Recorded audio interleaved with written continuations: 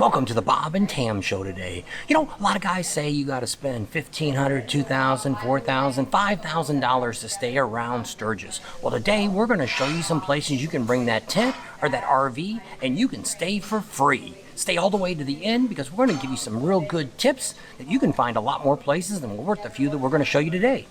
So don't forget, stay all the way to the end and subscribe, give us a thumbs up, and think about Patreon.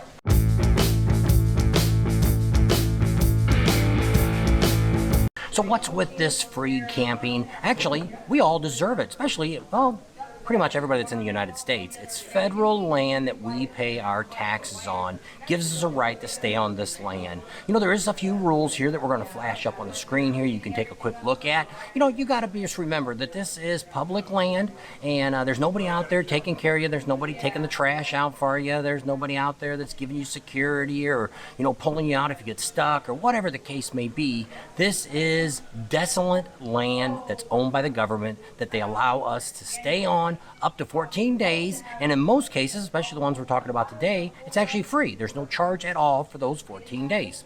The first one here we're going to take you to, which is one we've actually driven through, which we're going to show you here in a minute. It's over on the way to Deadwood. It's probably just a couple miles outside of Deadwood, coming from the Sturgis area, and it's called Camp 5 Road. You make a left-hand turn, you go down the hill. There's actually a parking lot on the left-hand side, and farther down is all these different places that you can camp. So when you're checking out the video, you know, guys, just a quick drive that we take through this campground to show you kind of like what it is. Well, it's really not even a campground. It's actually, you can go out here and do full wheeling, you can take ATVs, you can do all kinds of stuff out here in this land. Once you get down there a little bit farther, there's a creek bed that you go across. You know, you can actually see there is people staying there. And this is one we filmed a couple years ago when we were out there, and we talk about this. We also found a few more places in the area that we're going to be showing you too today. So, you know, take a look at these pictures and show you the main road coming in. Here's some people out there that we're camping. We're going to go down to the other end of Sturgis, and we're going to go down off of Von Knocker Road. And what's that one too? There's two called there, side by side. There's one that's called Road 170, and the other one's called Tall Pines. And they're pretty much just almost back to back with each other. Now you got to watch some of these ones. You know, like I said, we're going to show you how you can look it up and get a lot more information. But what you have to watch on some of these ones is there could be a campground that's next to it. And then you may have to go a little bit farther down to get to the actual BLM land. So basically here, it's about 6 miles from Sturgis. You're gonna go down Von Knocker Road, right there coming out of Junction there. You go underneath the viaduct there, and you go down about, it's about 4 to 6 miles, and you're gonna make a right-hand turn onto Galena Road. Yep, you're going to go down there. I don't really know clock the miles on that, but you're going to see down there, it's going to come up to where it's going to say the Road 170, RD 170, and that's where you're going to be. This is kind of a smaller area. There's not as many places. I think they got about a half a dozen spots there that you can camp in. Remember, there's no water, no electric. You know, some of these out here actually have porta-johns. So, you know, it's not that far getting outside of Sturgis. So that's kind of another close one. We've got another one here we're going to talk about that's in right outside of Deadwood. Actually, from the cliffs, you can actually see the city of Deadwood. And this is called Top of the Mountain on Mount Roosevelt Road. You know, and the best way to get to this is going down the 85, because if you kind of go through town, it gets really, really tight. Going down Route 85, it's 1 mile down off the turnoff. You go about 2.4 miles and you're going to see the trailhead. At 2.6 miles, there's a turnout to turn left for the small RVs. At 3 miles, there's a steep incline that, you know, according to the guy that I was talking to, said was some RVs up there, but you don't really want to go past the 2.3 mile going into the campground area there, or the designated camping area. Got some pictures here that we'll show you from up there. You know, they got some great views up there that you guys can check out. A lot of different places. This one actually does have an outhouse out there that you can use. You know, no showers, no running water, none of that good stuff out there. So, you know, just kind of sees the little map here to show you, give you an idea where those two are at. Next one we're taking to all the way out to the Badlands, out to a park that's right next door, which is called the Buffalo Gap National Grassland. So it's kind of a little bit, I would say, it's a little bit southeast of the Badlands. So the only bad thing about this one here is it's right off of Railroad Butte, and it's in, I don't even know how you pronounce that. Caputa. South Dakota. And so the campground's actually called the Railroad Butte.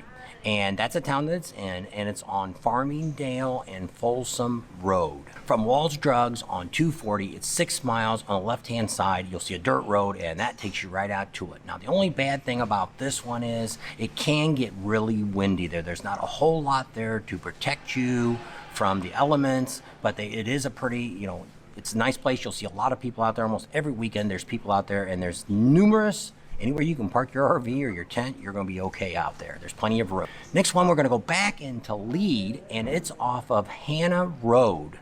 It's called the Hannah Road Camp. It's a large meadow. It's about 0.4 miles from the campground. So this one does have a campground. You go just past it.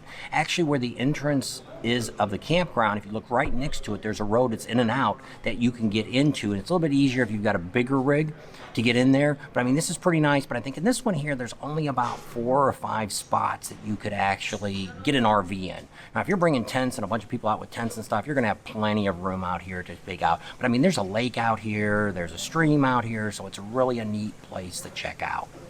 And we're just going to show you here off of just a couple maps that we use to help us find places. This is here looking at Sturgis. If you look at all these little dots out there. Now, some of these are regular campgrounds. Some of them are desolate campgrounds, which is like this, the BLM, Bureau of Land Management. It's for recreational purposes, but there's no utilities, there's no charges or anything like that in South Dakota part here. Other ones are state parks. There's a lot of county and state parks and all of it out there. Some of them do have charges. Like we're going to talk about one in a minute that's actually really, really close to Sturgis. So what's nice about this one is it's got a few, I don't know if you'd really call them amenities, but I mean, it's right outside of Sturgis. It's on your way to the Buffalo Chip, not very far. Just after you pass Glencoe there, you're going to see it on the left-hand road. There's 2 roads down. One takes you to the lake for fishing, and the next one takes you into this campground area. They got I think it's about 15 spots there. It's like I say, last time we looked, it was under $12 a day. If you're lucky and there's nobody at the host spot, it's $15 a day, and you get water and electric. Not sure if they got a dump station there or not, but you do get water and electric for $15, and they let you have that if there's no host on property. We've got another campsite if you guys are looking for one. You can get 15 days here at Butte Mountain Campground, right across from the mountain. You can stay up to 15 days. It's $11.63, and there's no services. We have a picnic table. Most of them have a little patio cover over it, rain shelter, whatever you want to call it. We're going to take a drive through here, take a look at it. Might be a thought for you. But remember, all these spots that we're looking at is first come, first serve. No reservation. That's right. So you've got to make sure you're getting there early, especially if you're coming in that week or so before, especially if you're bringing a tent. If you're bringing a tent, you could probably get into any of these places without any real problem with getting squeezing a tent in there someplace. But I mean, if you're bringing an RV, some of these spots that we looked at and talked to people on and looked stuff up on the internet, a lot of them are getting 35, 40-foot RVs in there. So you can get those big ones in there if you want. And then some of the camp spots are more kind of a rounded area. You might be able to get one trailer in there, but you might be able to get a couple more in there if you maneuver them properly. So, if you're bringing a bunch of your buddies, things like that, so that's pretty neat. So those are a few options that we've got for you if you're looking for something to save that money. A lot of people complain there's a lot of other YouTubers out here that are telling you how expensive it is to go here and there and everything. And I tell everybody, it's as cheap as you want to spend. You can go there and spend, the gas money to get there and eat peanut butter and jelly all week. You could. And you bought a loaf of bread and you bought a jar of peanut butter. Skip the jelly. And save you even some more money. And buy you a couple big bottles of water and survive through the weekend. So, it's whatever you want to do. But if you want to do that fancy stuff and get that big old hotel, those are out there too. The campgrounds are out there. If you want a little bit more amenities, some of we talked about this the other day on a live, and one of our normal subscribers said the only thing missing would be the banjo music playing in the background. So, if you're afraid of that, maybe you shouldn't go to a boondocking area like that. We call that dry camping. But I mean, they do it all over the West. It's very common. Most people do pretty good. Usually when you're out in areas like this, the people that break into trailers and stuff like that don't come out this area. They're not looking, who's going to go all the way out there to rob one trailer. But, or if there's a bunch of them out there, then they don't know who's there and who's not there. That's right.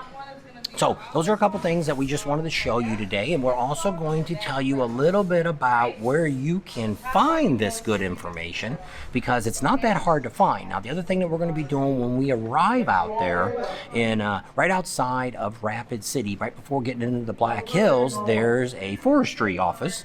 It's part of the Bureau of Land Management and all that kind of good stuff. And what they're do is they have a lot of really great information. So on the first week or so of July, we're going to be sitting down with them and kind of going through their books and trying to figure out what's good places for you guys to, come out here. Maybe there's a few of the state parks that you can get in without reservations, which that would be great too, because it's almost like hidden secrets you don't know. And some of you, we've already had a few people on the live, not to give away their secrets, because these are places they've been staying at for years. Two different options you have here. You can use them on your phone, or you can also go on a computer and get it. The first one's called Campendium.com. Yep, and you can also download that onto your phone. And the other one is Free roam. Yep.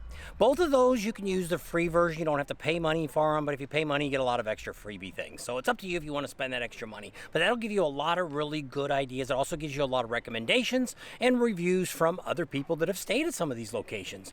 So if you're thinking about wanting to try something out that's free, you end up taking any of our advice and check out any of these campgrounds, or you've been to any of these places and stayed, let us know down here in the comments. We appreciate that. And at that, we're going to leave you right here. So thanks for coming along today. Hope you got a lot of good information out of this.